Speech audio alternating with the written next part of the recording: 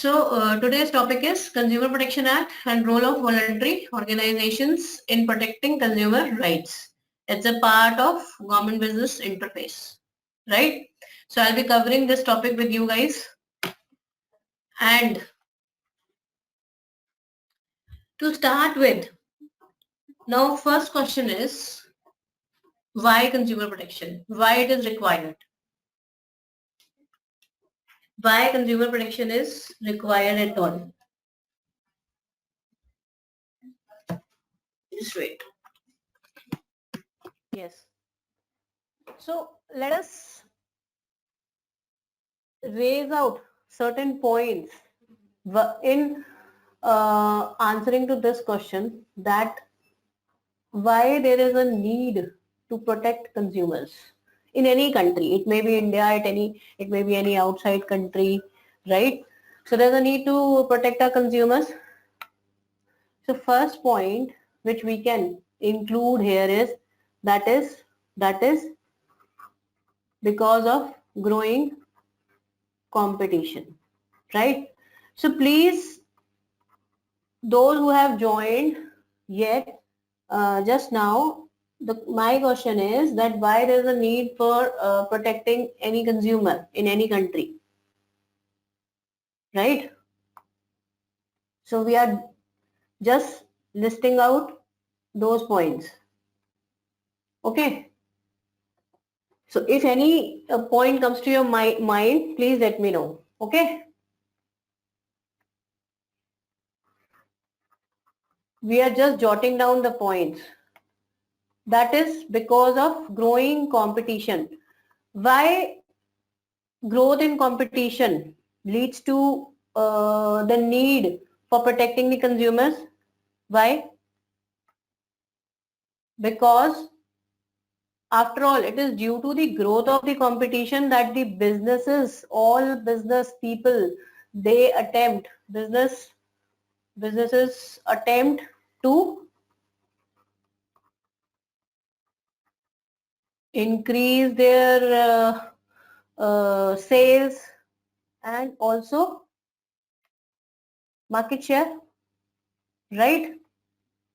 Isn't it? And in order to increase the sales and market share, there's a temptation among business people to resort to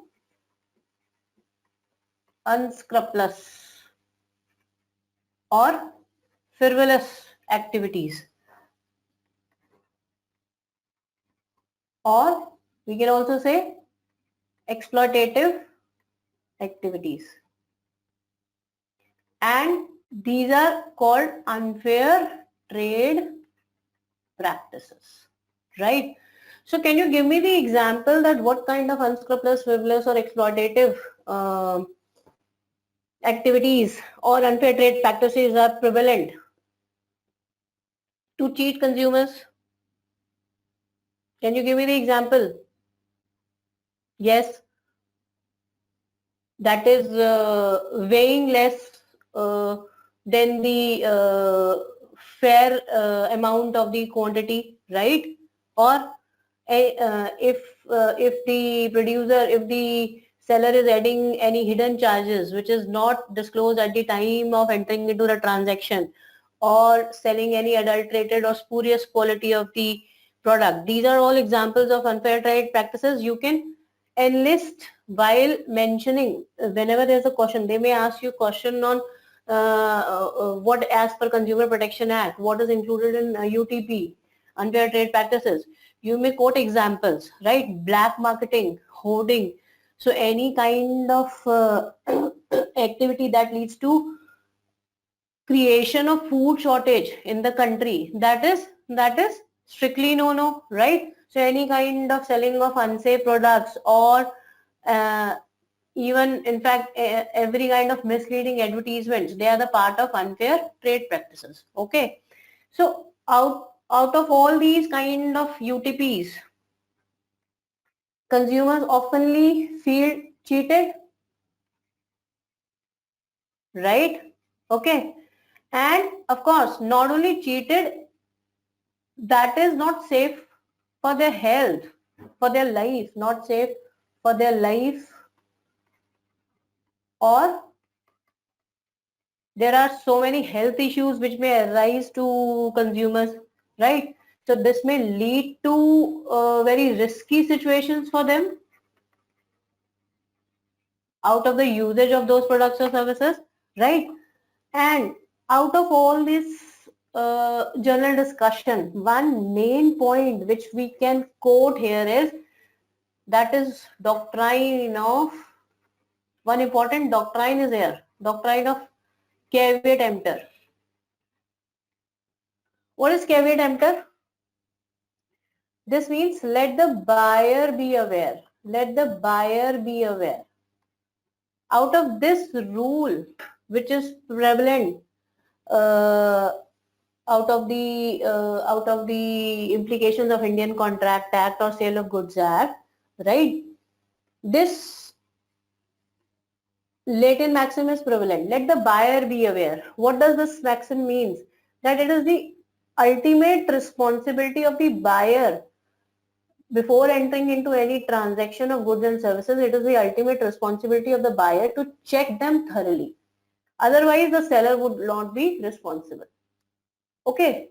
So because of this, these very practices, this very doctrine, let the buyer be aware. There's a need to protect consumer. Now, see, guys, there can be many points under it. The thing is that how you make your answer different from others. Okay. So such things should be there in your mind, and to the point answer should be there. It is not that all casual answers or all journal statements you are making. So these are the things which can make you buy points, buy score in the answers. Okay, fine. So what next?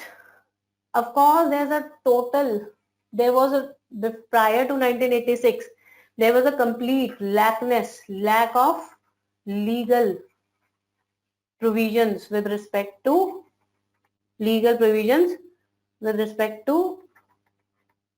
consumer protection.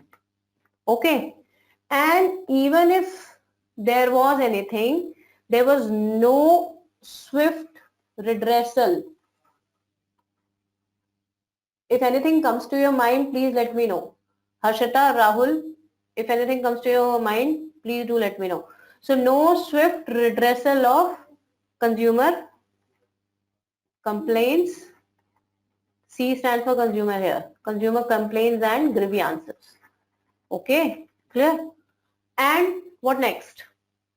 Other point you can write here is that, of course, voluntary consumer organizations also existed from past many years, but still their role is not that active. Okay, and no unified action or no organized platform is there to represent consumers at different consumer forums. Okay, fine. And last but not the least, which you can quote here is that lack of awareness among consumers.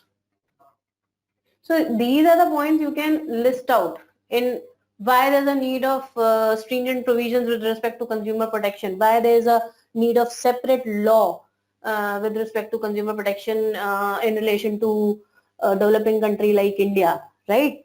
So lack of awareness among consumers, you can quote here that large number of people in India, large number of masses, they are illiterate and they are not well informed. That is why there's a need to create awareness among the masses with respect to their rights, and not only with respect to their rights, but also with the presence of act which is taking care of their rights. So what are the remedies, what are the reliefs which are available under the Consumer Protection Act to the consumer, that should be made publicly known to the people. Okay, and not in urban areas as well as in rural areas. Then only this would work. Okay, clear? And this is from society point of view. Okay, now from business point of view, also there's a need of consumer protection. One concept, one legal concept which has given the priority to protect consumers in India is CSR, corporate social responsibility. It is because of this concept which has taken place, which has started booming in India, right? So it is the responsibility of the business people to cater to the needs of different interest groups and to make them available quality and quantity of goods and services at reasonable prices. Why? Because they use the resources of the society. So it is a prime responsibility to provide the quantity and quality of the goods and services at reasonable prices. Okay, clear? So these points relate to why there's a need to protect consumer in a particular society or a particular country. So the need of the hour is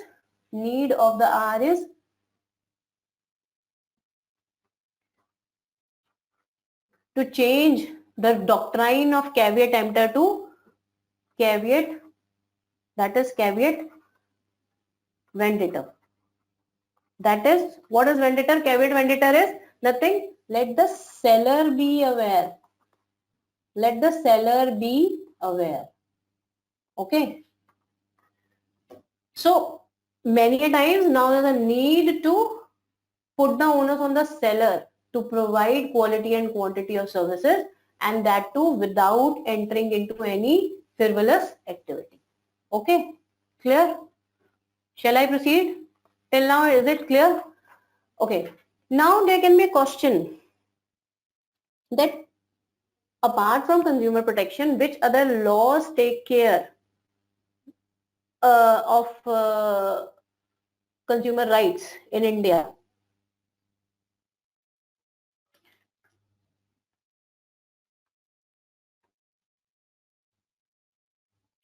Which, now my question is, now there can be a very simple question with respect to this topic, that which other laws or what is the legal scenario with respect to protection of consumer rights in India?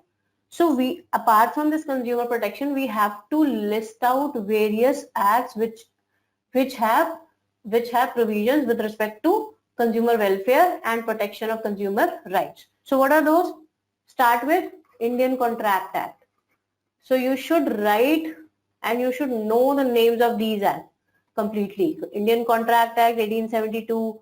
Then there is a act that is called Sale of Goods Act 1930. Okay, what other act apart from this Consumer Protection Act? That is Prevention of Food Adulteration Act 1954. That came in 1954. There's another important act, Essential Commodities Act 1955. That came in 1955. Okay, and then there is another act which is known as Standards of Weights and Measures Act 1976. Now this is known as the name nomenclature of this has been changed. It is renamed as Legal Metrology Act. Okay, Legal Metrology Act 2009. Okay, and then there is another act, Trademarks Act 1999. Then Patents Act 1970. Okay, so these are some of the acts which you can list out. There are other also other apart from these acts, there are other acts as well. You can also Write down the names of those acts. Okay, include them. Hire Purchase Act. Okay, 1972, and that is prevention of black marketing. BM stands for black marketing, and maintenance of supplies. So this act is also very important act. Supplies of Essential Commodities Act 1980, right? And besides these acts, there is one important act which basically talks about, which specifically talks about consumer protection, is that is the name of that act is MRTP Act. That came in 1969. Monopolistic Restrictive Trade Practices Act. Okay, fine. So what all these acts were lacking, that was taken care by Consumer Protection Act. So prior to Consumer Protection Act, these acts were only providing, kind of civil liability. Okay, and there was still there was a need which was felt to have simpler and more accessible and quicker resolution of consumer disputes. Okay, so that is why the government thought that these acts are not sufficient enough to take care of the consumer rights, and it is a reason the COPRA Act, COPRA 1986 came into enforcement. So Consumer Protection Act came into enactment in 1986. Okay, clear? Fine. So don't forget that prior to COPRA Act also there was one act which was which had basically gained the status of specific consumer legislation, that is known as MRTP Act, Monopolistic Restrictive Trade Practices Act. And in 1984, by way of amendment to this act, in 1984, by way of an amendment to this act, the unfair trade practices were made the part of this act. Prior to Consumer Protection Act 1986, UTP was made the part of MRTP Act. Okay, now this act has been repealed and is now being replaced with Competition Act 2002. Okay, clear? So because however there were certain limitations and MRTP failed to provide quick and simpler resolution to the consumer disputes, that is why the 1986 Act was enacted. Okay, clear? Fine. And now talking about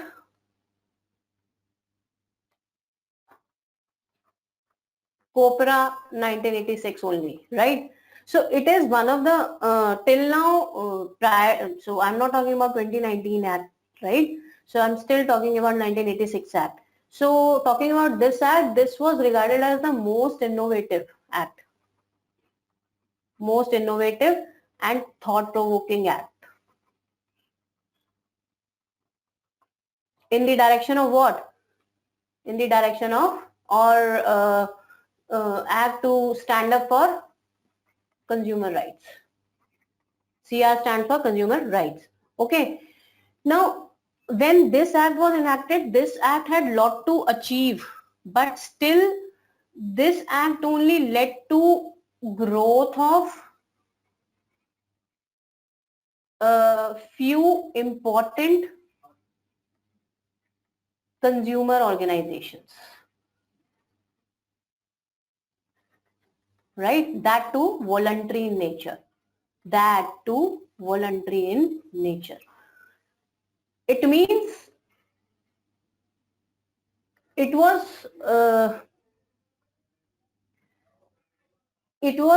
due to the enactment of COPRA Act 1986 that so many good and remarkable consumer organizations were formed in the country.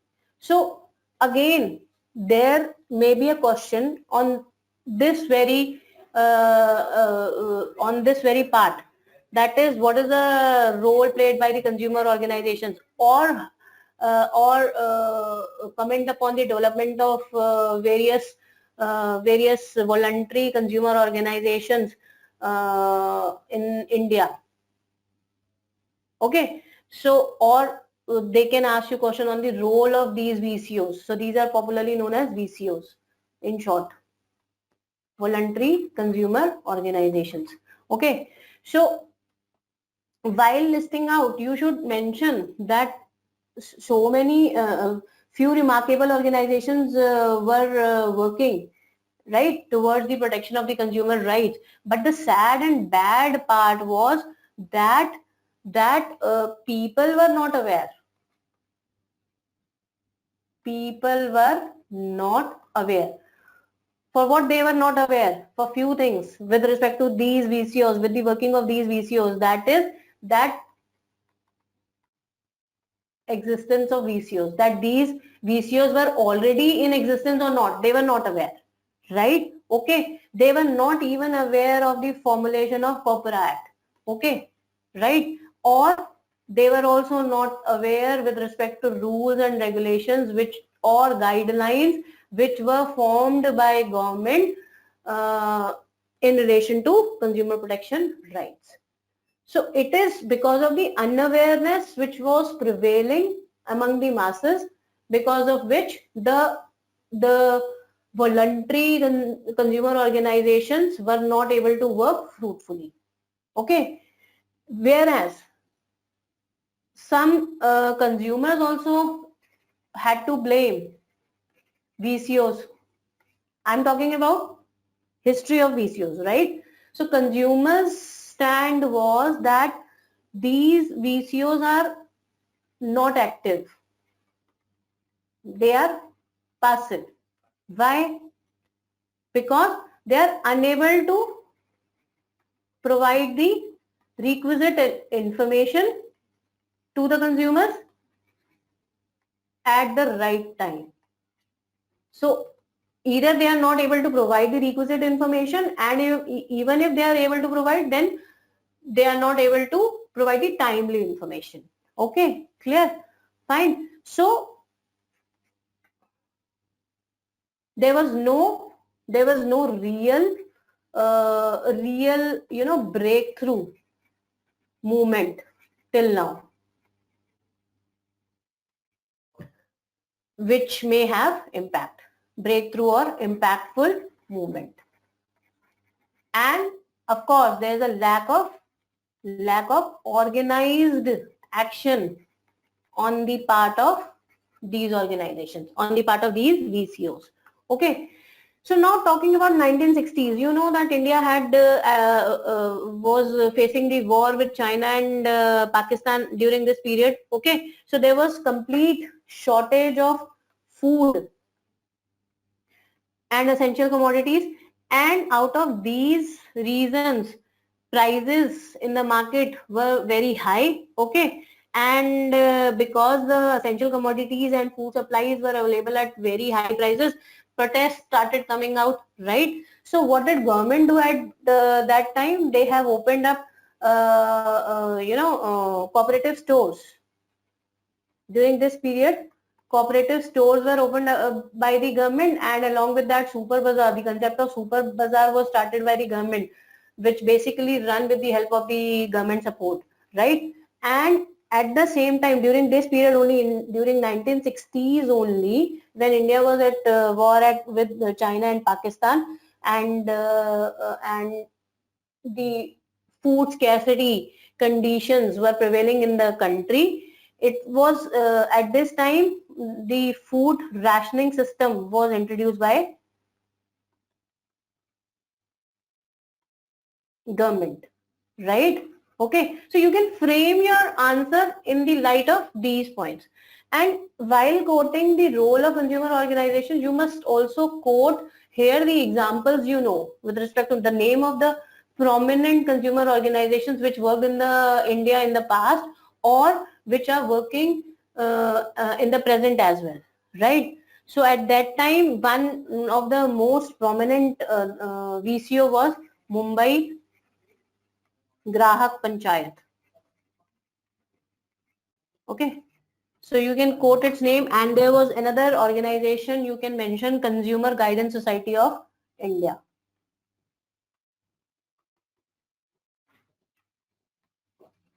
So if you come across while studying through this topic, you can also mention the name of other organizations. Okay, fine. And one of the most prominent organization which is working towards enforcement of consumer rights is Voice, that is headquartered at New Delhi. Okay, fine. And at international scenario, the effect on India with respect to protection of consumer rights uh, came from what happened at international scenario. So there were UN guidelines which came with respect to uh, protection of consumer rights.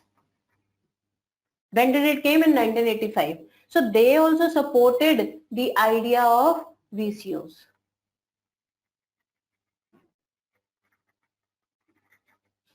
Okay, fine. So don't forget this. So you should mention all these kind of points, and of course you can frame, you can just take the hint from these points and frame your answer as per your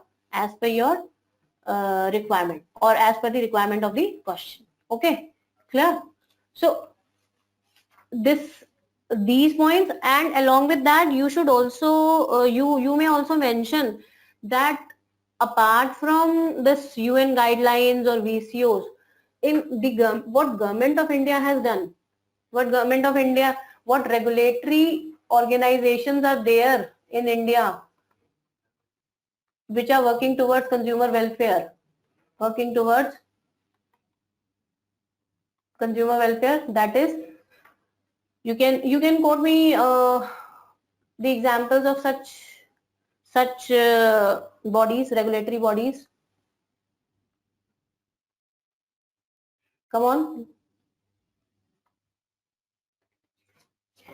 That is TRI, SEBI, RBI. Don't forget, these all are working towards consumer welfare, right? So they have separate cells or divisions which work towards consumer protection in India. Okay. Apart from this, there is RERA also. So RERA is basically handling complaints against real estate companies. Okay. Right.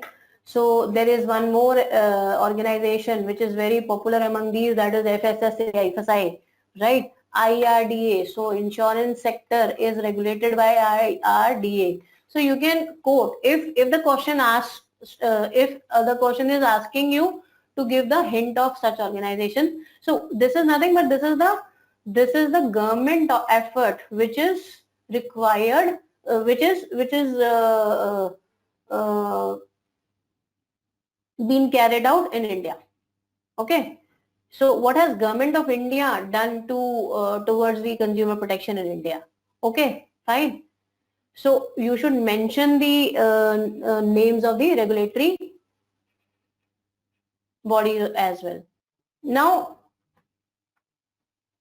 and once you write about the history or development of the consumer organizations, what else you should write? So what actually VCO is? VCO is nothing but it's a self-help group kind of organization, right? Self-help group, we can say. Okay. Or voluntary organizations. There is no outside pressure on these organizations to work, right? And of course they are working towards common interest, isn't it? And they are working towards protection of consumer rights and provide guidance and assistance to consumers. And What about the role performed by VCA? So we have come across the history, isn't it? Now, what is the role performed by these voluntary consumer organizations?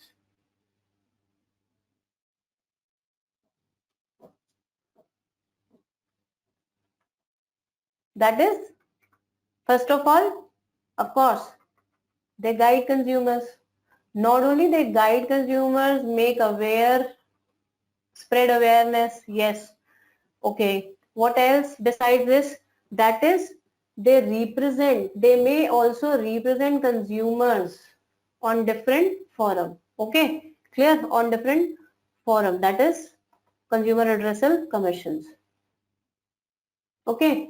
And what next? And these consumer organizations, they may also receive the support of government, right? Okay, what next? What next? They may, they may organize protest also on behalf of consumers if required. Okay, and they may help consumers to file complaints. So because consumers may not be aware even to how to file complaints with respect to the grievance they are having. So they may help with this thing also. Okay, so any kind of information, any kind of evidence which is required to be filed before the commission for the successful litigation of the complaint, that may also be done by these organizations. Okay, fine, clear. So this is the thing which can be done, which we should be aware of VCOs working in India. Apart from this, okay, now the government has made Consumer Protection Act 1986, right? Okay. Apart from this, what other efforts you know that government has done with respect to protection of consumer protection rights in India? Apart from this. So I am talking about government, what government has done. So there can also be a question on this. So because the COPRA was enacted, COPRA 1986 was enacted. So out of this only, this COPRA enactment of COPRA Act led to the setting up of basically Department of Consumer Affairs in state government as well as central governments. Okay, clear? Fine. And in 2000 only, one of the greatest campaign which has ever been held by government of India, that is Jago Grahak Jago. Don't forget to mention if there is any question with respect to activities of government. Jago Grahak Jago, right? So this was the one of the largest campaign which has been held by government of India. Okay, fine. Now again, there are specifications like ISI standards which are prescribed by government of India, which are mandatory in nature to be followed by certain companies. So ISI, egg mark for agricultural products. So ISI is for electrical products, hallmark, jewelry, right?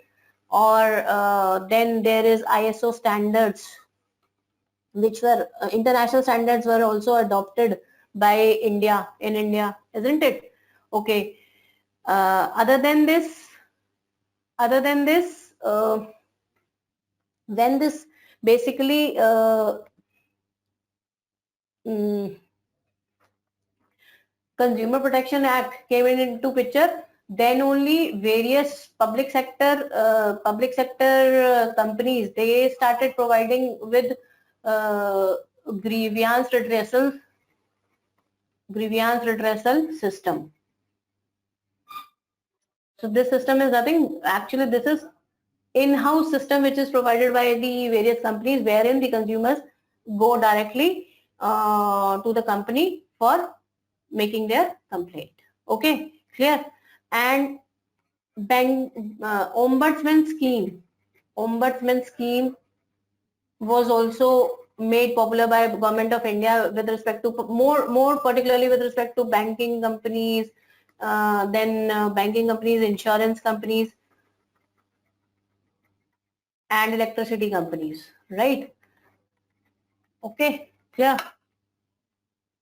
So these are all the efforts which were made by Government of India towards protecting rights of consumers in India, right? Shall we proceed? Okay. Now have a look that now we are on to the 2019 Act. 2019 Act. When already there was a Act, 1986 Act, then why there was a need to shift to a new Act, 2019 Act? You all know that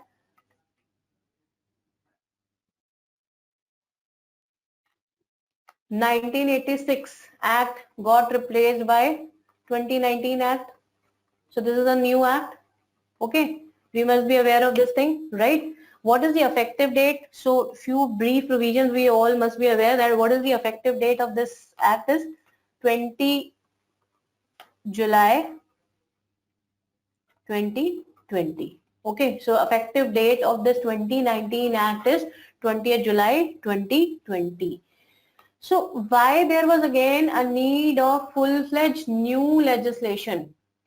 Because we know that earlier there was liberalization of the economy which held in 1991, right? Okay, in 1990s. So liberalization of economy, there was a major shift, there was a paradigm shift from 1990 till now. What is the shift? That is advent of online marketing, isn't it? E-commerce. So this 1986 Act was because of course the e-commerce market platform did not exist at that time, and that is why the provisions were not included in 1986 Act, right? Okay, so instead of bringing an amendment, altogether new Act was introduced in 2019 for what? Let me change the ink of the pen.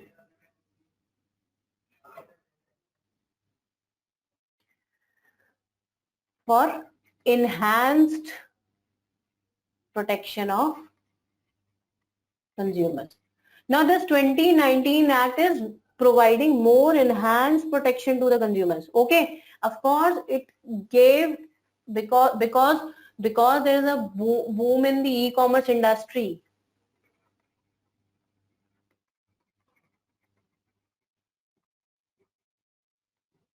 Okay, so and there are many modern methods of selling goods and services. There are modern methods of providing goods and services to the consumers, like for example, online sales or tele shopping or MLM marketing, direct sales, right? And in addition to the traditional brick and mortar concept of the selling, right? So not only there are revised measures, but in addition to that there are strict or stringent provisions as compared to 1986 to safeguard the consumer rights.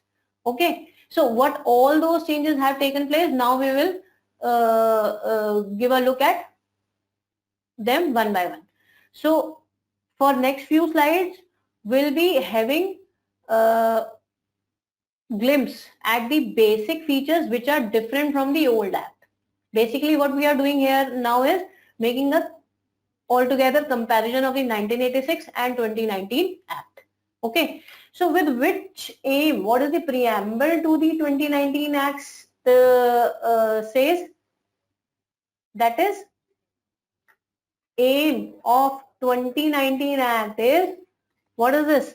To save the rights of the consumers, to save the rights of consumers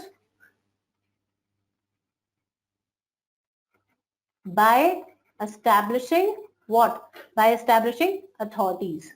Okay. So authorities are required for what? For timely and effective. So timely and effective administration and settlement of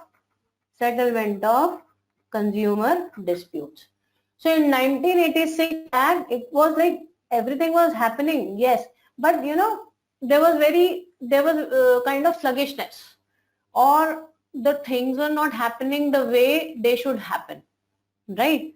So in order to provide speedy disposal, timely disposal and effective disposal of the consumer disputes, the 2019 Act was 2019 Act replaced 1986 Act. And of course, in view of the circumstances which have changed in the economy, that is why also there was a need for new act. Okay, clear? So let us start with the pointers. Okay. First is regulator. In 1986 Act, there was no this kind of authority, that is CCPA. CCPA. Okay. So what is CCPA? Central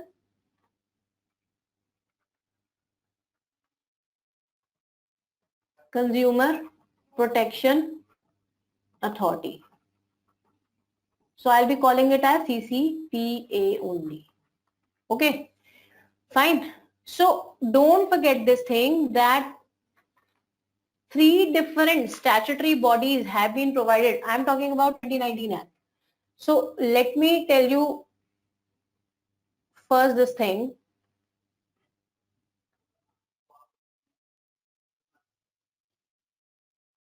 The 3 kind of statutory bodies have been provided under the Act, 2019 Act, to take care of the consumer protection and its rights, right?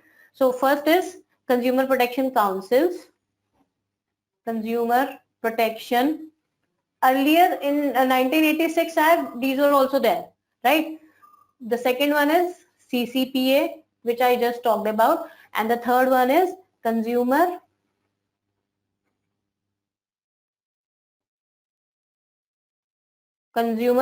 Disputes Redressal Commission. Yes, perfect, Harshita. Right. So what are these consumer protection councils? Basically, these are nothing but these are similar to the existing 1986 Act. Okay, similar, right? And they are purely advisory in nature. Don't forget this. So the role of them, whatever is there with respect to consumer rights from the Consumer Protection Council, that is purely advisory in nature. They actually do not have power, no power to enforce or to adjudicate or to even investigate, right? Clear? So primarily these are nothing but these are the policy making body. So policy making body. So there can also be a question on this, that comment upon the critically analyze the role of the statutory bodies which are prescribed under Consumer Protection Act. Okay. Now coming on to this Consumer Dispute Redressal Commission, there is no major change except change in jurisdictional limits. Okay. So we have three kinds of commission: at district level, at state level, at national level. So district commission, state commission, national commission, right? So jurisdictions of these have been enhanced now. So what are the enhanced limits? We'll be doing that. Okay. So there's a substantial change in the jurisdiction. Okay. And these are nothing but these are quasi judicial bodies. Okay. With powers to adjudicate upon consumer disputes and with the powers to adjudicate upon consumer disputes as well as power to enforce awards. Power to enforce awards.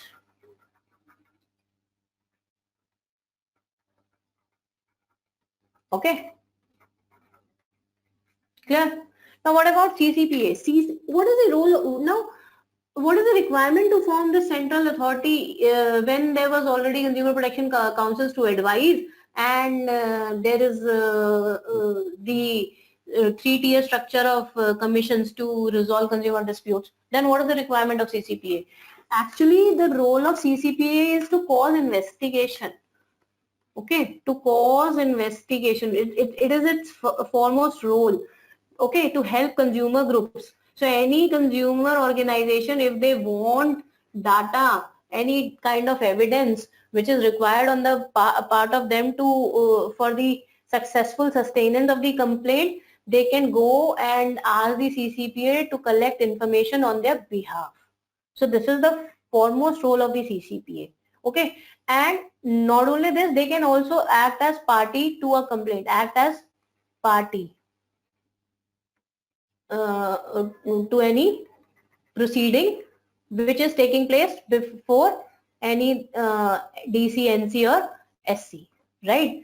And they can also intervene. There is a role which has been assigned to CCPA that any time during the pendency of the proceedings before DC, SC or NC, they can intervene in the proceedings. Okay, fine. And any party basically they can of course they can issue orders. CCPA also can issue orders, and if any party is not satisfied with the orders of the CCPA, the appeal lies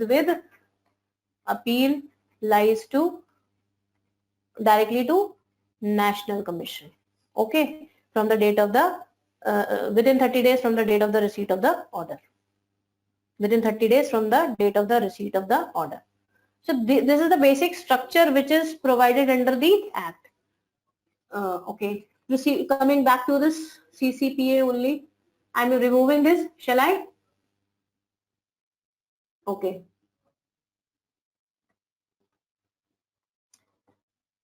So it is the regulator which is known as CCPA, Establishment of Central Consumer Protection Authority, right? This is a central authority. This is the central authority. Okay. So certain functions have been assigned to this authority, which we will look at the later slides. Okay. So the functions are nothing, basically the basic function is to promote, protect and enforce the rights of the consumer as class, as a class. So if they are talking about consumer as a class, it means that this CCPA is working in the interest of the consumer organizations. Okay, fine. So if at all there is a violation of consumer rights, one can go to CCPA to file a complaint.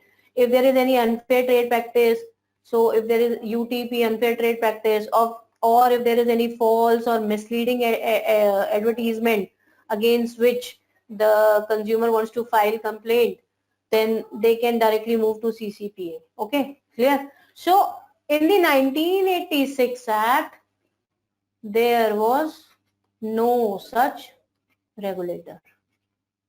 Okay, clear? Next. Now, the next point is flexibility. Under the 2019 Act, there is a flexibility, some kind of flexibility has been provided to the consumers to file their complaints. So what is that flexibility? Flexible provisions, which I am talking about here is, that is, first is that, of course, the consumer can file the complaint within the jurisdictional consumer forum,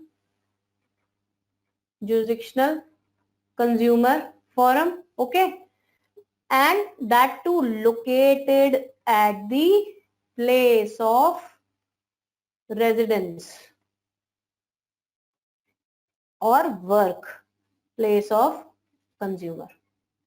Now in the 2019 Act, there has been a great change with respect to filing of complaints. Any person whosoever wants to file complaint against the company can file from within the local consumer forum where he is residing or where the place of work is situated. Okay. Earlier, what was the provision? Earlier in the 1986, earlier he could have done this in the previous act. In the previous act, in the 1986, actually he could have done this from the place of purchase or from the registered office of the seller only. Okay, so the jurisdictional consumer forum should have belonged to place of purchase or from the registered office of the seller only. Now this flexibility has been given. What other flexibility has been given? That is e-filing of complaints, electronic filing of complaints, which was not there in 1986. Even the hearing can also take place through video conferencing. Facility of video conferencing for hearing of complaints, that has also been given effect to. Okay, fine. So there is a complete, we can also say that there is a complete procedural convenience, ease and reduced inconvenience. Fine. Okay. Next. Till now clear? Product liability. This concept was not there in 1986 Act, right? Product liability. What actually, so it's altogether new concept which is introduced by 2019 Act. Okay, and it is one of the most significant addition because it acts as one of it acts as a new ground for filing complaint. And what is this ground? What is product liability? It is nothing but basically is the responsibility of the product manufacturer, product seller and product service provider. So PM stands for product manufacturer and PS stands for product seller, PSP stands for product service provider, right? So it is the responsibility of the product manufacturer, product seller and product service provider to compensate for any harm caused to consumer by defective product. Okay, don't forget this. So it takes into account all these three: product manufacturer, product seller as well as product service provider. So whosoever is connected with the product which is defective in nature and supplied it to the consumer and consumer suffered any harm out of this, then liability action can be taken by that consumer. So this is also been defined under the Act, product liability action. Product liability action. So this kind of claim is called product liability action, where the consumer suffers any harm from the defective product. So he can file the complaint against the product manufacturer, product seller, as well as the product service provider. Okay, clear? So this is a altogether new concept. Now talking about going to next, what is this pecuniary jurisdiction? What is pecuniary jurisdiction? Who is going to tell me? Now anyone knows about this thing, that what is the enhanced limit of various redressal commissions under the Act, and what was the earlier limits? So we have DC, SC, NC, right? So what are the present 2019 Act and 1986 Act? We will make a comparison, right?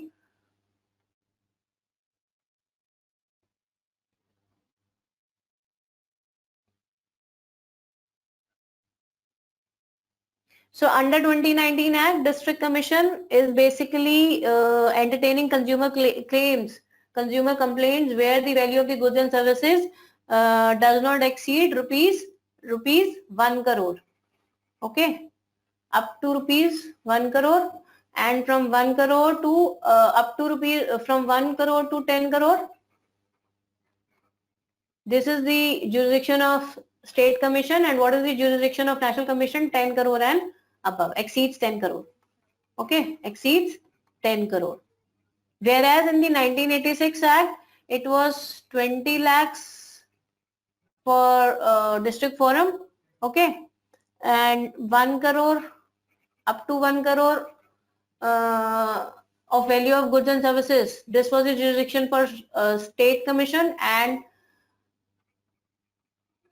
for National Commission exceeding 1 crore, right? So this is the altogether new jurisdiction which has been stipulated by the Act. Okay, fine. Okay.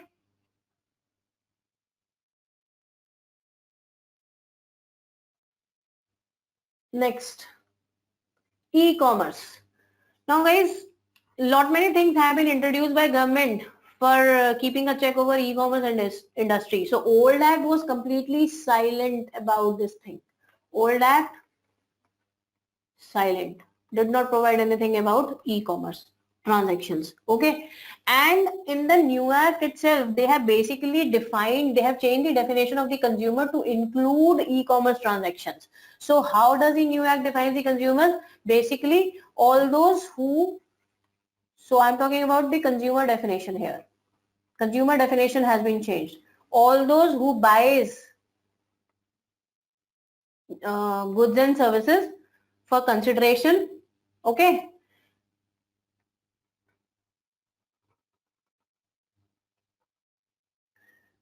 either offline or online mode. And what does this online mode includes? It includes everything. Yes, I will come to that point, Harshita. Don't worry. Okay, involving electronic means.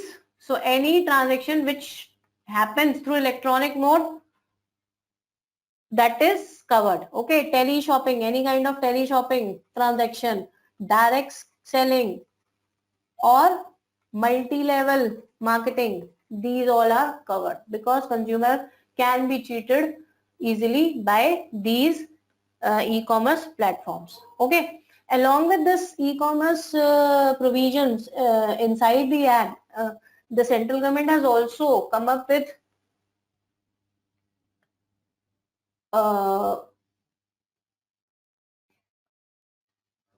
rules. What are those? What is the name of the rules? Consumer Protection E-commerce Rules 2020. Okay, so these are very strict rules, and that is why you know that whenever you feel like returning back any good, they immediately accept returns and give you the refunds, because of course the government has tightened their the rope around their neck. Okay, So we are talking about basically here e-commerce rules. What all things are regulated by e-commerce rules 2020? Basically, uh, uh, under these e-commerce rules only, every entity which is covered, which are selling their goods through e-commerce platforms, they are required to disclose all the information to the consumers relating to, of course, to return, refund. All these are very important matters. Exchange, if they want to exchange anything which they have bought, warranty and guarantee, all such kind of information has to be disclosed by the e-commerce seller. Okay, fine. So country of origin, such kind of things they need to be provided, and not even this, they need to acknowledge consumer complaints within 48 hours, and the resolution of these complaints should take place within 1 month from the date of the receipt. Okay, acknowledgement of the consumer claim should happen within 48 hours and the resolution should take place within 1 month. And along with that they need to appoint one grievance officer which may regularly handle all the consumer complaints or look after consumer grievance redressal. Okay, fine. And above all, these sellers, online sellers, they cannot refuse to take back goods or withdraw services or refuse the consumer with the refunds if at all the goods and services are defective, deficient, or even if they are delivered late, or if they do not match the standards which are listed out on the e-commerce platform. Okay, fine. So these rules are mandatory in nature and these are not advisory in nature. Just remember this thing. Okay, clear? Next point. Unfair trade practice and unfair contract. Now, the scope of unfair trade practices that has been enhanced under the new act. Okay, they have basically said the act very precisely says that if you are not issuing cash memo or bill according to the prescribed specifications, then also that would tantamount to UTP, right? Okay, so not issuing cash memo or bill as per prescribed guidelines, so that would amount to UTP. What else they have mentioned? Refusing to take back goods or withdraw services, and in lieu of that, if there is any refund, you are refusing that also, then basically then within the stipulated time period, whatever has been mentioned by the e-commerce seller, that within this time period you will get the refund, and within that period if they fail to provide the refund, then of course that would be a UTP. Okay, and if there is no stipulation with respect to time of refund, within 30 days they must send you the refund.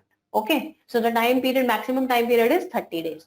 Okay, so if at all they disclose any confidential information which is related to the consumer to any third party, that is also under the purview of UTP. Okay, now apart from this, the 1986 Act did not provide for any kind of unfair contract. We will check out the definition of unfair contract, don't worry. So basically unfair contract is added in the new act, and it is nothing, it is a way to further provide the ground to file complaints. Okay, clear? So it allows the consumers, so I'm talking about unfair contracts here. So unfair contracts allows consumers to complain against any kind of unfair or unilateral or basically any unreasonable contract which is entered by the seller or manufacturer on one side and consumer on the other side, and if the terms and conditions of such contract is unfair, unilateral or unreasonable to the detriment of the consumer, then such contracts are basically not permissible or taken care by the new act. Okay. Next is mediation cell. Earlier there was no such provision with respect to mediation. Now if the new act basically provides for the ADR. ADR is nothing but the alternative dispute resolution mechanism. Okay. So if the parties want to go for out of court settlement, then of course the act permits that the if consent of the parties is there, if the consent of the both of the parties is there for out of court settlement of the case, then they can go for settlement of the case through the process of mediation. Okay, clear? Right? So this was not there in the previous act, 1986 act. Next is your provision related to punishment for manufacture or sale of adulterated or spurious goods. Okay, spurious goods. So now if any person who manufactures or any person who sells any adulterated or spurious goods, there is a basic stringent action which is going to be take place against that manufacturer or seller. That is, whenever there is a first conviction, in case of first conviction, they may suspend the license. Okay, suspension of license would take place. Okay, for a period of how many years? Period of 2 years. And if there is second and subsequent conviction, then they may even resort to cancellation of license.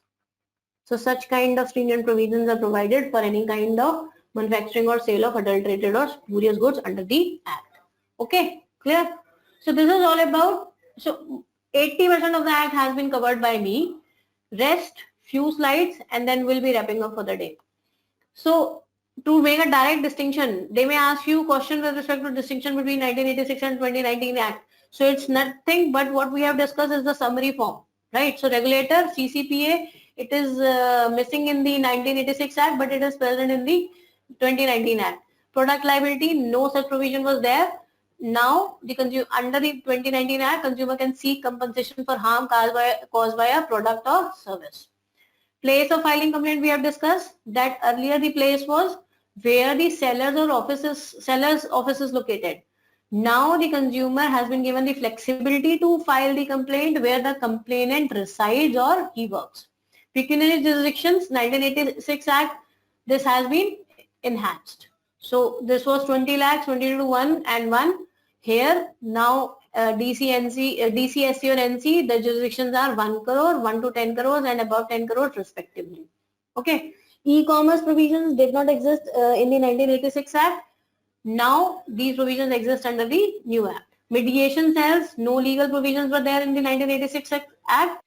However, these are present in the 2019 Act. So this is nothing but what we have done in the previous slides. This is the snapshot of that. Clear? Shall I proceed? Okay. So few definitions you should be aware. They may ask you in the paper, who is a consumer? Because it's the Consumer Protection Act, we must know who is a consumer. Person who buys. We will do them quickly because these are very easy, self-understood. So any who buys any goods or avail any service for consideration. First of all, that good or sale service should be for consideration, which is paid. Either the payment has been made in full or partly. Okay, or even if the payment has been deferred, then also the consumer will fall into the category of consumer. Includes any user of such goods other than the person who buys such goods. So if my parents, my relatives, my kith and kins, they are using goods with the permission of me, then they are also the consumer of that good, okay, which I have bought. Okay, So they are also covered. And this is true with respect to services also. So any beneficiary of such service other than the person who hires or avails the services with permission. Right? Okay. Excludes who? Now here comes your point, Harshita, who obtains the good for resale or good for service for commercial purpose. So any person who obtains the good for resale purpose or for commercial purpose, they are not consumers. They are not consumers. But mind here one thing, that any person who buys the goods for earning his livelihood by way of self-employment, then that is not the part of exclusion. It means they will be covered in the definition of consumer. Covered in the definition of consumer. Like for example, any person who sells juice by purchasing a juice making machinery. So he is going to earn his living by way of self-employment by the use of that machinery. So he is a consumer. It is not that he has taken the machinery for commercial purpose, right? So just be very specific about this thing, that what is commercial purpose, you need to know this thing, right? And it covers transactions. So this is the modified part of 2019 Act. Covers transactions through all modes including offline, online, electronic means, teleshopping, multi-level marketing and direct selling even. Right? Shall I proceed? Okay, clear. Now, of course, who is going to act as complainant? Earlier, these two were not there in 1986 Act, not there. So, complainant means a consumer, any registered voluntary consumer associations. Okay, so any VCO which is registered, that can be a complainant. Okay, registered under any law which is in time which is in force for the timing, right? Central government and state government, they can act as complainant. Central authority, so I told you that CCPA can also be a party to the proceedings, so it can also act as a complainant, right? So this was also not there because this concept was not there in the 1986 Act. Okay, so one or more consumers, where there are numerous consumers having the same interest. So if one or more consumers are acting in concert, out of them one or more consumers may act as complainant. In the case of death, legal hire or legal representatives. In the case of the consumer being a minor, his parent or legal guardian can act as complainant. Okay, fine. So because the basic doubt in the consumer protection forums comes with respect to admissibility of the complaints, based on whether the person filing the complaint comes under the definition of consumer or complainant or not. So that is why these definitions are given. Okay, clear? Next is complaint. So what about complaint? What is going to be complaint? First of all, it must be in writing. Any allegation in writing. Made by whom? By the complainant. So we have read the definition of complainant. About what? Any unfair contract. So this has been included. Unfair contract, unfair trade practice, restrictive trade practice. By the way, restrictive trade practice is different from unfair trade practice. Don't forget. I'll be covering that. Okay. Adopted by trader or any service provider. So don't forget this thing also, that defect is in goods, deficiency is related to only services. If we are talking about defect, we are talking about goods. If we are talking about deficiency, we are talking about services. So there will always be defective goods and deficient services. Okay, clear? Shall I proceed? So charging a price in excess of the price. So if you are going to charge as a seller, as a manufacturer, if you are going to charge any price which is higher than any price which is fixed by law, or which is displayed on the goods, or which is displayed on the exhibited price list, or as agreed between the parties, then you as a consumer can file complaint. So you can also file complaint regarding hazardous or unsafe goods or services. Earlier this was not there, the part of 1986 Act. because the concept was not there. A claim for product liability action lies against manufacturer, seller or service provider as the case may be. So product liability action is nothing whenever the consumer files complaint against any harm by the use of defective good against the manufacturer, seller or product service provider, then that is called product liability action. Okay. Consumer rights. Now they may ask you a specific question with respect to consumer rights. So there are 6 rights which are enlisted in the consumer rights in the definition part itself. Right to be protected, right to be informed, right to be assured. You have to write these specific words. You cannot deviate from the particular word which is mentioned in the consumer rights. Right to be heard, right to seek redressal, right to consumer awareness. So right to be protected is nothing that everyone, while I'm using any goods, while I'm purchasing any goods or services, then I must be ensured by the manufacturer or the product seller that they should not be hazardous to life, health and the property of the consumer, of course, right? Any kind of property. Right to be informed. So because whatever the labeling and packaging things you see on any good which you buy from the market, that is out of this right to be informed about the quality, quantity, potency, purity, standard and price of the goods, products or services. Right to be assured wherever possible, access to variety of the goods, products or services at competitive prices. Here basically this right is talking about that as a consumer I have every right to have choice in the market. Right? Nobody can stop me. Okay,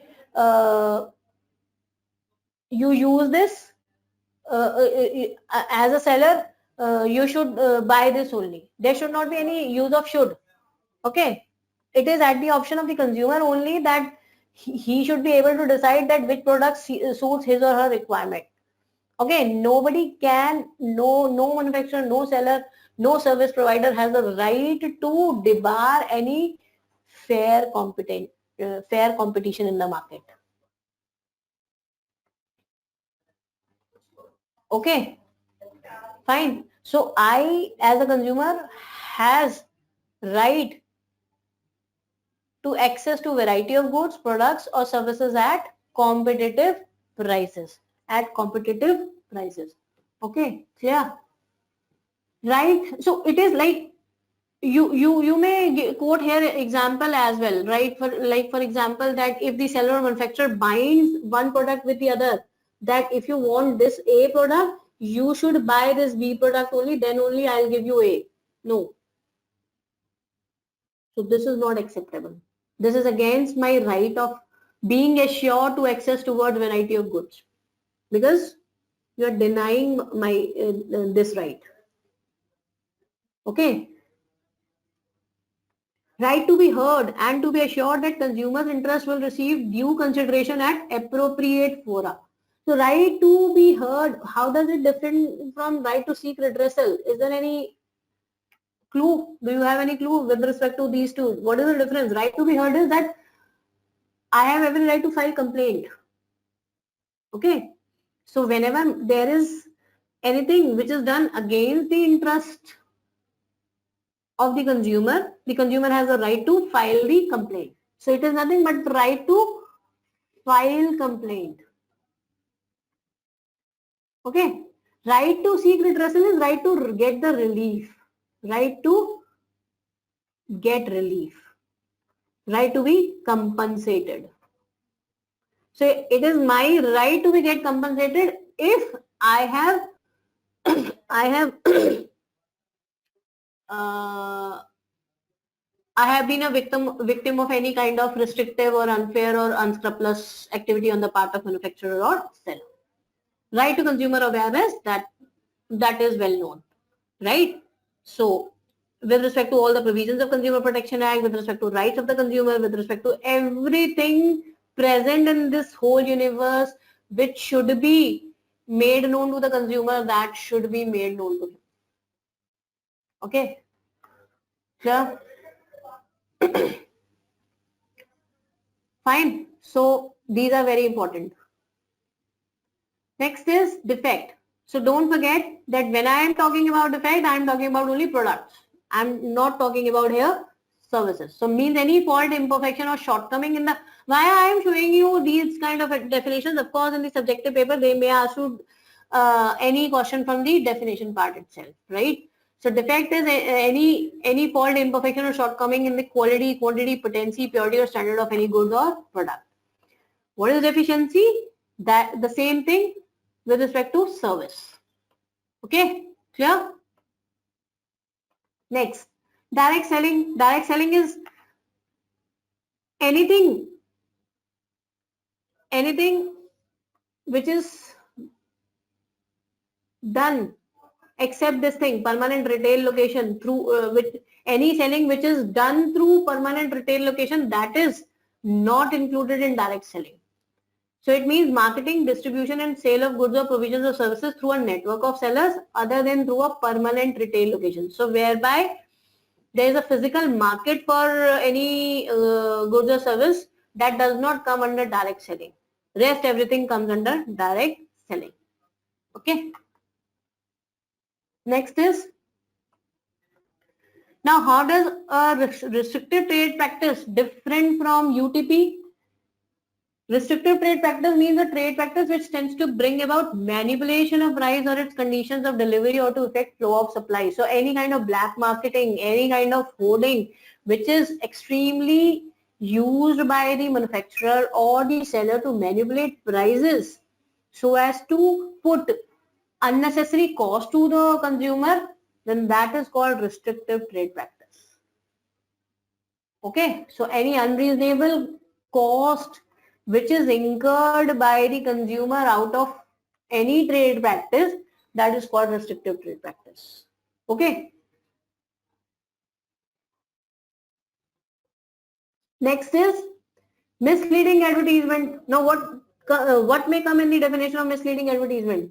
Any false description of product or service, right? Whenever any false guarantee is given to mislead consumers so as to the nature, substance, quantity, quality, 95%, 96% of the advertisements on the TV, they all are misleading advertisements. However, they can justify their point in the consumer forum, so that is why they are out of this purview, right? Conveys an express or implied representation which could constitute an unfair trade practice. So the practice should not be unfair on the part of the seller or the manufacturer in any kind of misleading advertisement. So if they are concealing important information with respect to the quality of the product, with respect to usage of the product, then also that constitutes misleading advertisement. Okay, clear? Next, product liability. We have already discussed what actually product liability. So the concept is given. It means the responsibility of the product manufacturer, product seller, PM, PS, and of any product or service to compensate for any harm caused to a consumer by such defective product or deficiency in service relating thereto. Right? Okay. Clear? So we have discussed this thing. And what is product liability action? Means a complaint filed by a person before. So the complaint for product liability action can be filed with any of the three forums available to us: district commission, state commission or national commission. Okay.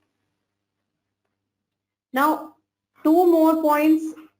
A separate chapter has been included in the Consumer Protection Act 2019.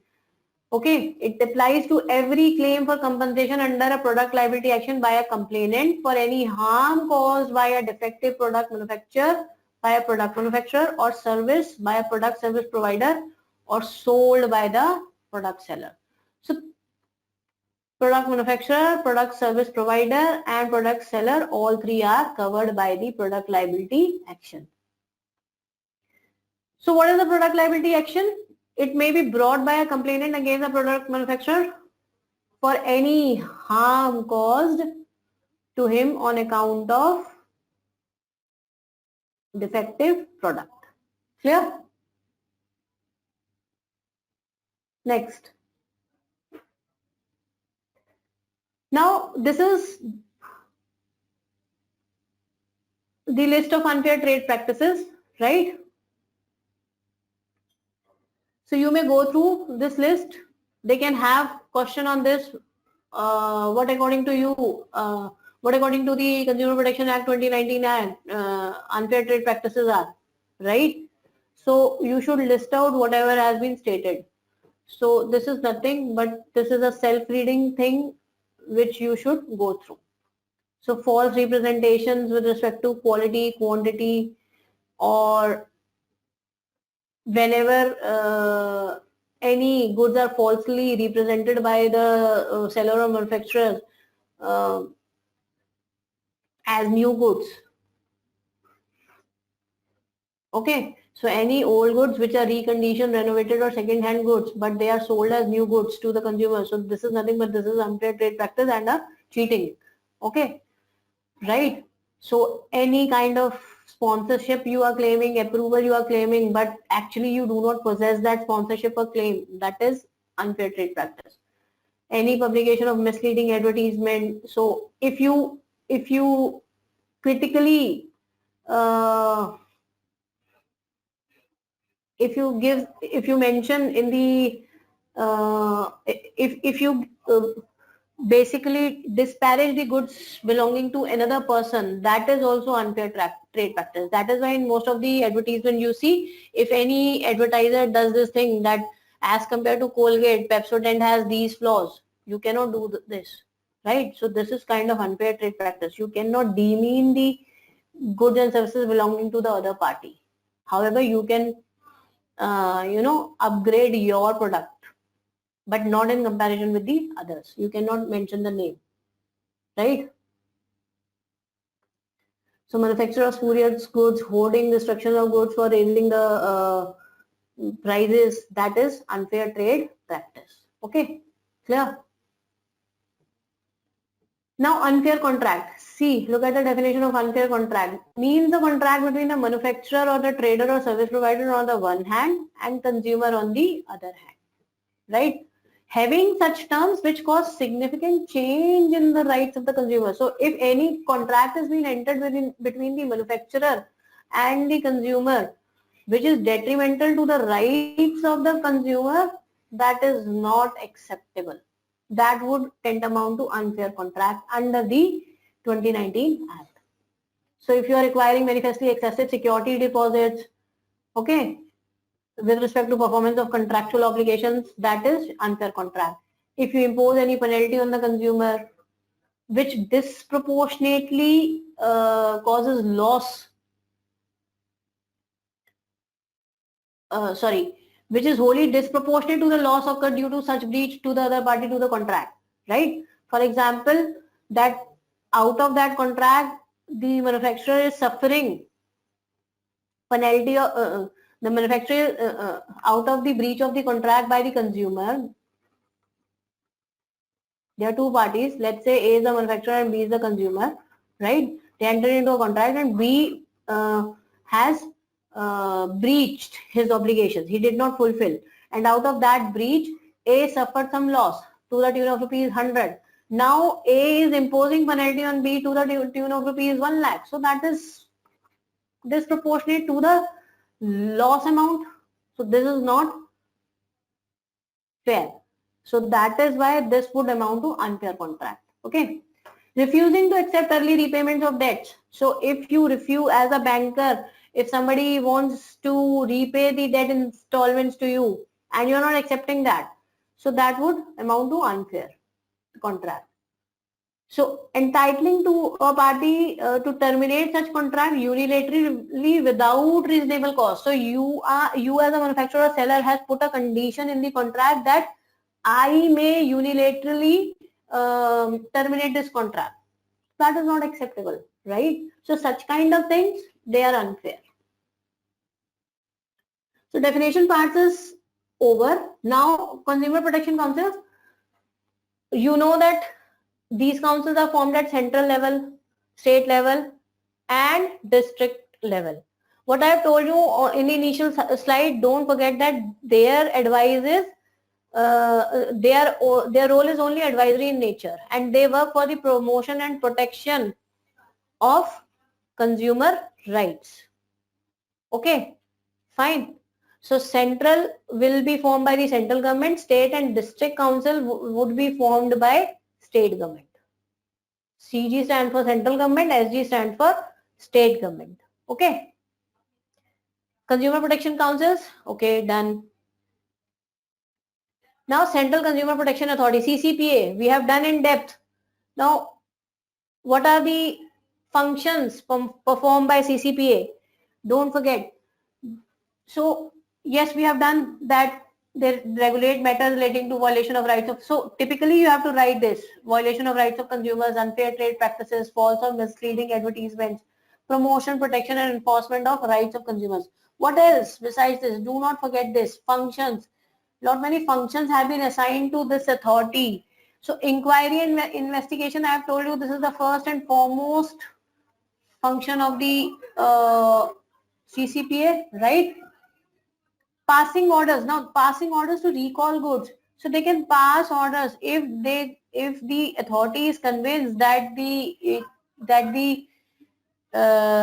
good which is supplied by the manufacturer or seller that is defective in nature, they can recall the good, or they may direct to withdraw the service also if that is deficient. Okay, and they can also issue order with respect to reimbursement of the price paid and discontinuation of unfair trade practices. Okay, so any kind of, they can order discontinuation of what? Discontinuation of UTP, right? Recall of what? Recall of goods and services which are defective or deficient in nature, right? And of course they can also direct to repayment.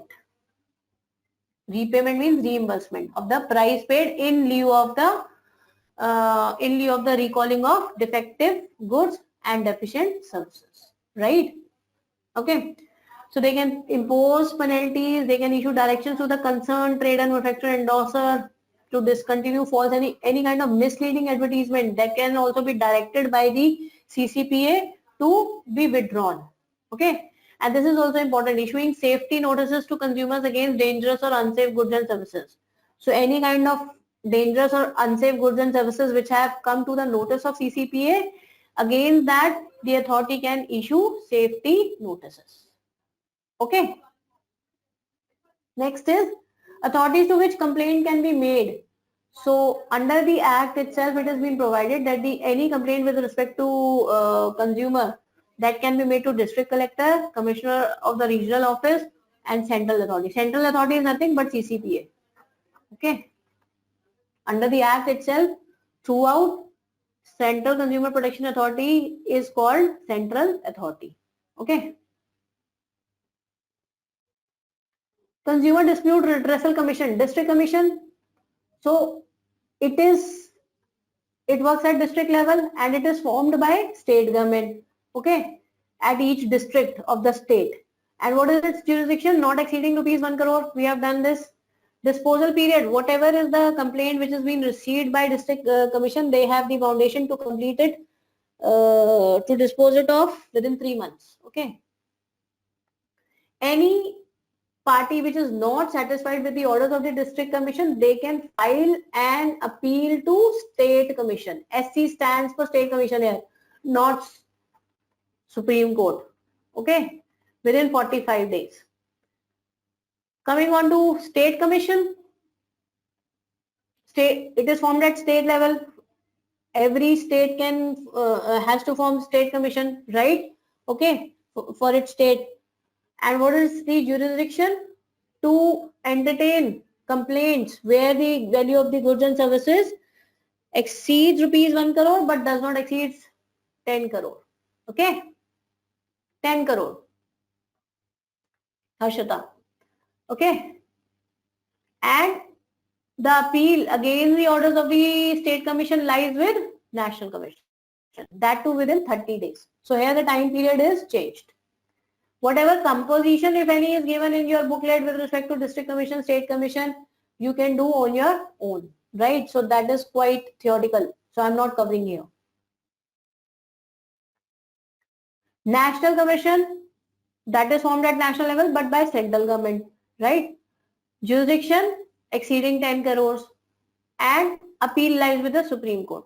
So any party which is not satisfied with the orders of the National Commission, they may go and file appeal with the Supreme Court, that too within the 30 days. Okay, clear? So this is all about consumer dispute redressal commissions. Mediation. Now under the Act, consumer mediation cell has been prescribed to be formed by state government. Okay, and if such mediation cells are established by state government, then they need to be attached to each district commission and state commission. So state government will form consumer mediation cells, okay, to be attached to each district and state commission of that state, right? Similarly, if they are going to be formed by central government, they need to be attached to national commission and each of its regional benches. Okay, clear? Right? So basically, there is a panel of mediators which is being prescribed under the Act. Under the chapter of mediation, if you go to the mediation chapter under the Consumer Protection Act 2019, they say that the panel of mediators has to be chosen, right?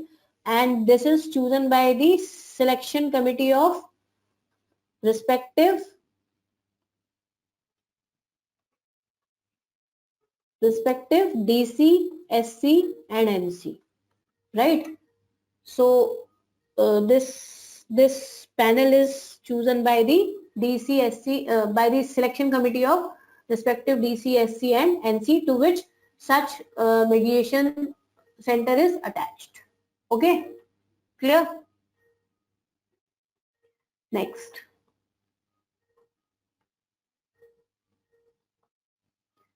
Now, last few slides, product liability. There is nothing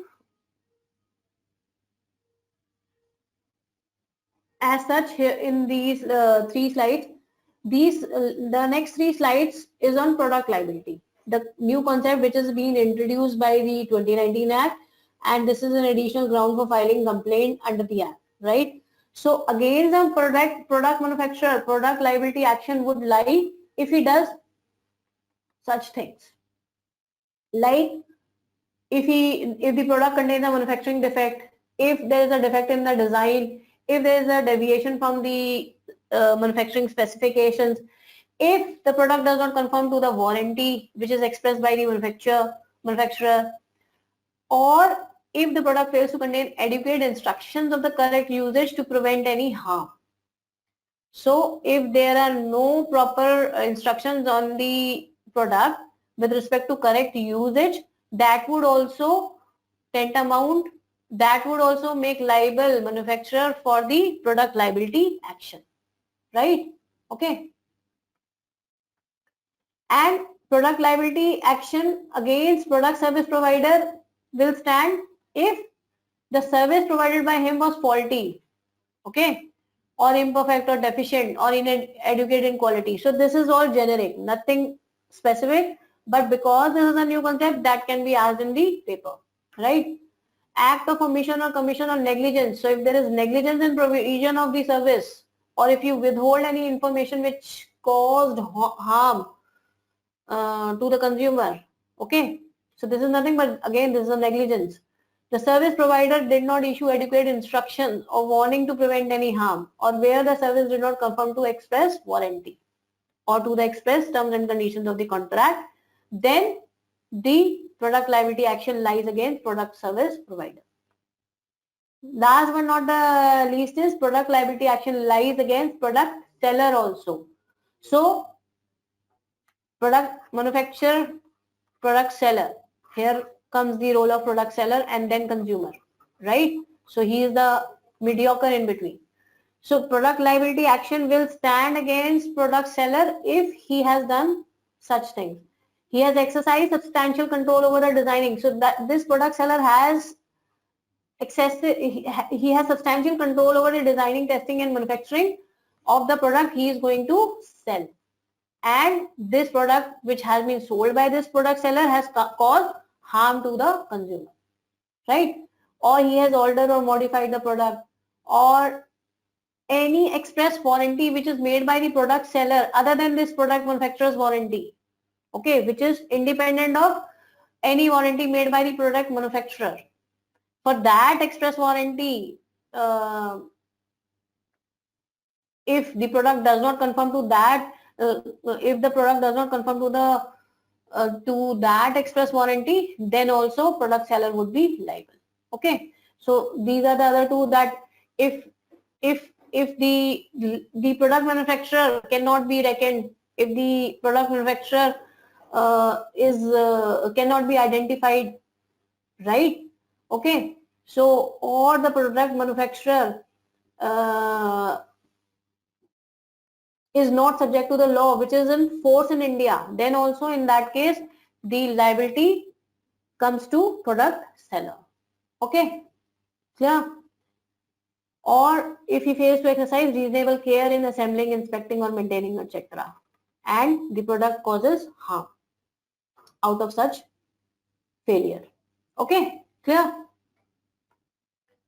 Now, there's nothing specific about stringent penalties. Now, in framing your answer while attempting question in with respect to this topic, you may refer to this thing that this much penalty has been mentioned for violation of this very provision of the Act.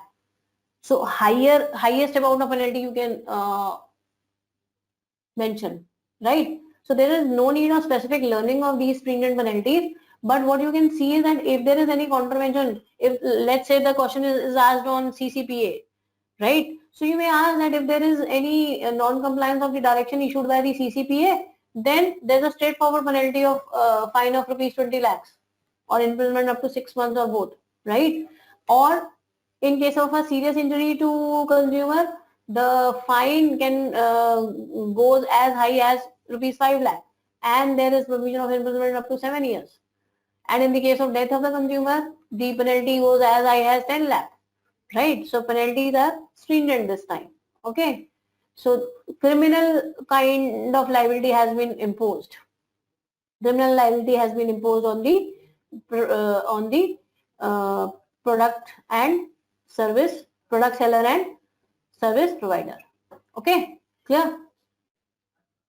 Now this act is over, but one of the most important thing, the latest amendment, I must tell you that as per consumer protection rules, there are rules, consumer protection jurisdiction of district commission, state commission and national commission rules 2021. That came in the December 2021, right? These rules have been issued in December 2021, whereby the jurisdiction of DC, SC and NC has been changed by the central government, because the Act itself provides power to central government to change jurisdiction anytime. Okay, so what we have done with respect to pecuniary jurisdiction, that is stipulated in the Act, but in the 2021 rules issued by central government, the central government has changed the rules. They have reduced the pecuniary jurisdiction of DC and C. So for DC, it is up to rupees 50 lakh. And for SC, 50 lakh to 2 crore. And for NC, not exceeding 2 crore. Right? Okay, as against 1 crore, 1 to 10 crore, and above 10 crore. So this is as per existing Act 2019, right? New Act. But rules have changed the jurisdictional limits. They have reduced actually. Why there is what is the reason basically? The reason is that lot many pending cases are there before the lower authorities like DC and SC. Okay, with the increase in the jurisdiction limits, the number of pending cases have been increasing. So that is why the government has thought to reduce the jurisdiction limits of these commissions. Okay, in order to reduce the pendency of the cases. Clear? So this is the practical situation I am telling you. So you can also frame your answer in the lieu of these questions. So whenever there is a question with respect to, like, I'll show you the question. They can ask you this kind of question. Like, this has been previously asked, so they can modify the question as well. Describe the machinery available for redressal of the grievances of the consumers under the latest Consumer Protection Act. So under the latest Consumer Protection Act 2019, you know, and you know that there is the provision for DC, SC and NC along with their jurisdictional limits you can mention. But along with that, you can also mention that in 2021, out of lot many pending cases, this jurisdiction limit has been reduced by central government in lieu of the power given by the Consumer Protection Act itself. Right? Okay. So because we have to critically evaluate the functioning of this machinery. And what else you can write? So of course, describe the machinery. You will list out all the provisions with respect to DC, SC and NC along with their jurisdictional limits. And in the critical evaluation, what you have to give, that what good things have happened out of this machinery and what bad things have happened, right? So all the plus and minus you have to list out here. So because of the increase in the number of the pending cases, this jurisdiction limit has been reduced. You can mention in the critical analysis. And what else? You can mention that unless the consumer is aware of his rights of this Consumer Protection Act or the legal provisions which are in the act or the remedies available to him, then it's of no use. The consumer has to take the stand. Unless you file the complaint, unless he himself is going to take the action, the act will not bear any fruits. Okay, so any kind of consumer protection activity on the part of the government will not work unless the consumer himself or herself is going to take a stand on his or her behalf. Right? Okay. So kind of things you can mention in this question. Who is the consumer? So straightforward definition part question. Who is the consumer under the Consumer Protection Act? Okay, you can also list out then and there that these two provisions are not act with respect to minor and in case of death. These were not earlier the part of the consumer definition, right? So you can mention here along with the changes in the 1986 and what are the basic rights of the consumer. Use the same language which is used in the act. Okay. And you can also give the example. You should also give the examples while explaining the basic rights of the consumers. Right? Okay. Critically examine the role of the voluntary organization. So in detail we have done. So along with the voluntary organizations, you can briefly give 2 or 3 lines on the role of the government. Right? And how the Consumer Protection Act 1986 evolved, and then 2019, the need to replace 1986 Act with whole through new Act. Okay, so along with that you can mention here in brief 2-3 lines. Okay, while explaining the role of the voluntary organization. So do not forget that the question is emphasizing on the role of the VCOs. Okay, clear?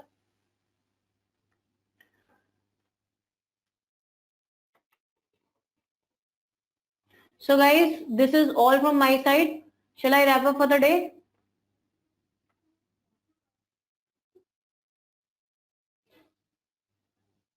Okay, thank you so much.